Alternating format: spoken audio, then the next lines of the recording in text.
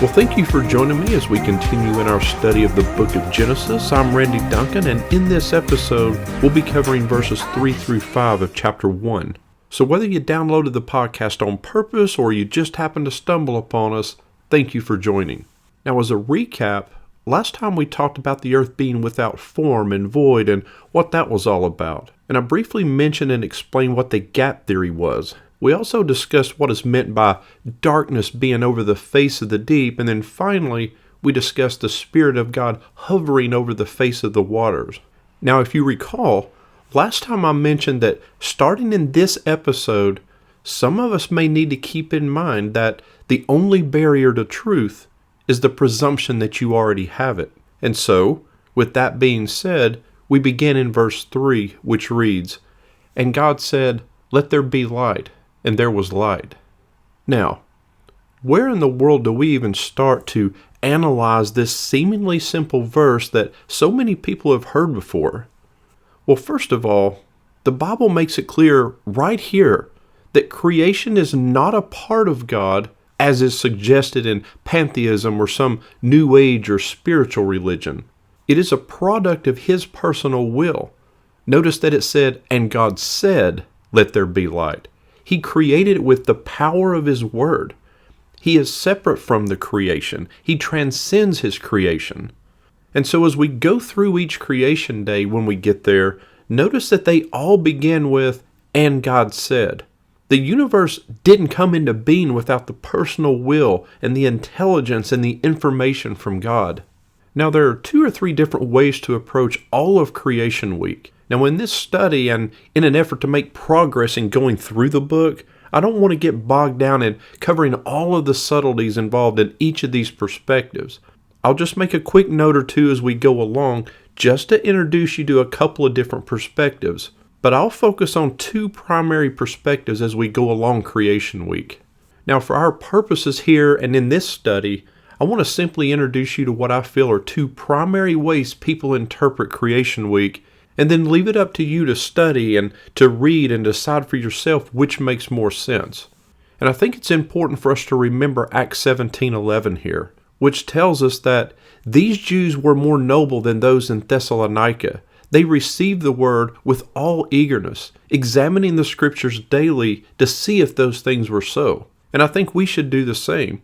You should do the same. Apply that now. Don't believe anything just because I say it, just because you hear it in a podcast.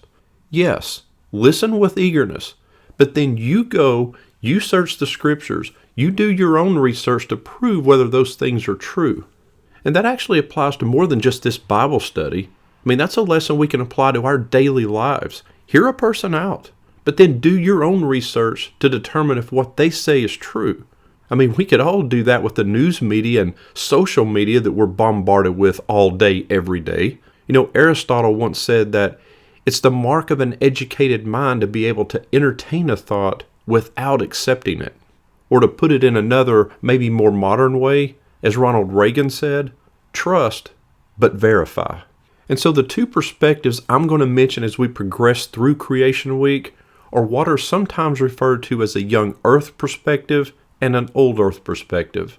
Now, there is another model or another way to interpret Creation Week that's called the framework hypothesis perspective, but I'm simply making a conscious decision to not spend time on that model, as I don't think the vast majority of people hold to that view, but more importantly, I think the model is interesting, maybe parts of it could be true, but even if it is true, it still must incorporate one of the other 2 views that I'm going to focus on. And so very briefly, just by way of introduction here, when I say young earth perspective, I mean the thought that the Genesis creation account is interpreted as God creating the heavens and the earth and everything in it in a literal 6-day period. 6 24-hour days, and based on adding the genealogies that are described in the Bible, that the earth is somewhere between 6 to 10,000 years old. In the old earth perspective, what I mean is the perspective that God created over a much longer period of time than those 6 literal 24-hour days. In fact, millions or billions of years. You see, old earth creationists interpret the, quote, days of creation as eras or epochs in time, long periods of time. Now, I'll probably discuss that in more detail later, and I'll most likely end up doing a video comparing those two at some point, but I just wanted to introduce those two terms to you. Now, right off, I want to clarify that if a person holds to an old earth perspective, it does not mean that they necessarily subscribe to evolution. It does not mean necessarily that they believe in what we would call monkeys to man evolution. Some of them do. They're called theistic evolutionists or evolutionary creationists, but that's a different presentation for a different study. But the good news, regardless of which way you interpret these verses, it has no impact on your position in Jesus Christ. It's not critical to your salvation. It doesn't determine whether you get into heaven. Only your position and relationship to Jesus Christ does that. And so this question and this topic, this young earth and old earth debate, it's more of an in-house debate among Christians. And for these types of debates and these conversations, we should learn to have some grace and flexibility with one another. And I mentioned last time that Augustine had a good way to approach any topic like this, which was that in essential doctrine, we should have unity. In non-essential topics, we should have the liberty to explore different approaches. And in all things, we should be charitable with one another. And so now, with all of that said, back to verse 3. And God said, "Let there be light," and there was light. Now, shouldn't there already be light? I mean, didn't God already create the heavens and the earth back in verse 1? Remember, the heavens and the earth refers to all of physical reality. So, shouldn't that include light? My answer is yes. Light was already created back there in verse 1. Remember, verse 1's a summary statement, and now we're going to go through some specifics of how God created. Now, the Hebrew word used in this phrase is hayah. It doesn't mean that something new came into existence for the first time. And so maybe a better way to say it in English is to become or to come to pass. In other words, let light be. And right here is where your perspective on the age of the earth might impact how you interpret these next few verses. The young earth perspective is one that believes that this is where the light began to exist. Because remember, if you believe God did not create over a long period of time, then light needs to be something different than what is produced by the stars, including our sun. Why? Because the stars haven't been created yet. The stars and sun aren't created until day 4. So, what is this light if it's not the light created by the sun? Some would argue that since the sun hasn't been created yet, and it won't be until day 4, that this is teaching us that God is the ultimate source of light. And perhaps there is some truth in this because we know Revelation teaches that in heaven there will be no need for the sun as God's glory will provide light. Now, in an old earth interpretation, meaning God created over a long period of time, when God says, "Let there be light," the interpretation is one from the perspective of an observer here on the earth when light first became visible. And so let me break that down a little more because it's crucial to understand. Notice how in verse 2, God was hovering above the waters. So what is the frame of reference here? The frame of reference is from the earth, above the waters. So where is God hovering? Above the waters, here on earth. And so when the verse says, "Let there be light," an old earth interpretation means, let there be light visible for the first time here on earth. As an observer on earth, for the first time, you could see the light of the sun. You could see light, but not the source of the light. You still could not see the sun itself. Now, prior to this creative act of God, remember that, quote, darkness was over the face of the waters. The earth was covered in a thick blanket of dust and debris and a very thick atmosphere. It was opaque, so thick that the light from the sun could not even penetrate it.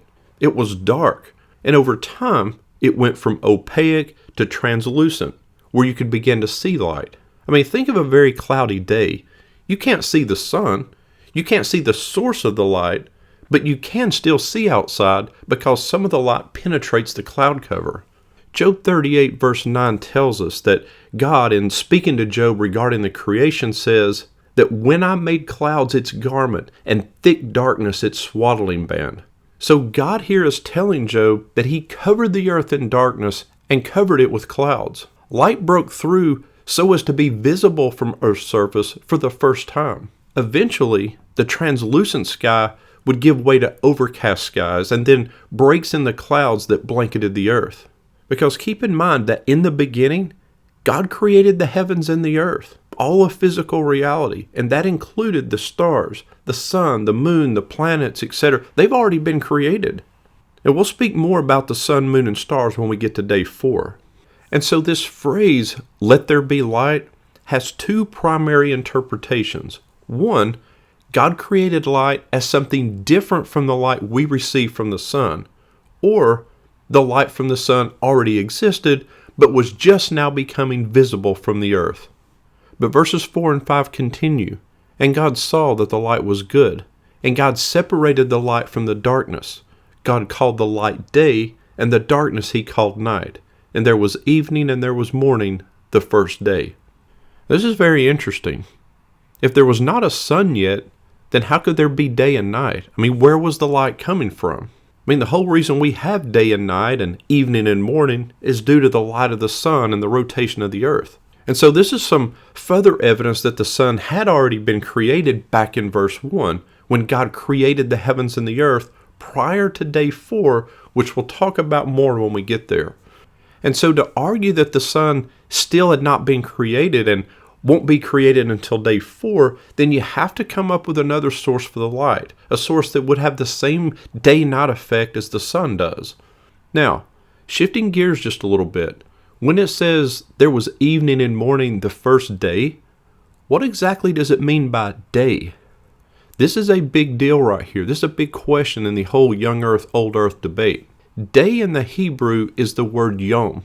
And like many Hebrew nouns, yom has several different meanings depending upon the context in which it's used.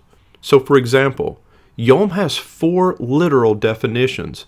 It can literally mean any of the following: a literal 24-hour period, all of the daylight hours, part of the daylight hours, or a long period of time.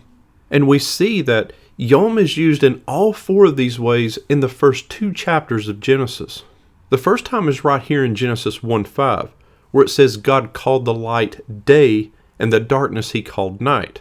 That means yom here is referring only to the daylight hours, and so it cannot be a 24-hour period. The next use of yom we should look at is found in the account on the 7th day, the Sabbath. There's no mention of evening and morning here. We know that God ceased from his creation on that day, but how long was that day? How long has God ceased from his creative acts? Some would argue that he ceased his creative acts and is still ceasing. He's still resting. In other words, we are still in God's 7th day, his Sabbath rest. Now, of course, that doesn't mean God ceased his other works, such as salvation and upholding the universe, etc. But finally, in Genesis 2:4, it says that in the day that God created the heavens and the earth. Now, obviously, day there, yom, is referring to a longer time period than one 24-hour period, because we know he took 6 days to create. And so yom, in this sense, is referring to an indefinite amount of time, and we even use the word day like that in our modern language. I mean, this would be sort of like me saying that back in his day, Peyton Manning was a good quarterback. Now, we don't mean he was a good quarterback for just one day. We mean that he was a good quarterback for a certain period of time. But the bottom line is this. The Hebrew word used for day, yom, is used in various ways, and it has 4 literal definitions. And we have to take into consideration the grammar that's used, the sentence structure, and the context in which it's used to determine what the author intended to communicate. In the next episode, we'll discuss the creation of the firmament or expanse and what that's all about, as well as the seas, the dry land, and maybe even some plants. But I'll leave you with this thought for now. Please keep in mind that what we discuss about Creation Week and the conclusions that you arrive at, that doesn't change your position in Christ. When you die, God's not going to ask you if you were an old earth or a young earth creationist, or whether you aced a test on Genesis chapter 1. The only thing that will matter on that day is your position and your relationship with Jesus Christ. Have you or have you not accepted Him as your Lord and Savior? Because at the end of the day, that's the only question you need to get right. And I pray your answer will be yes.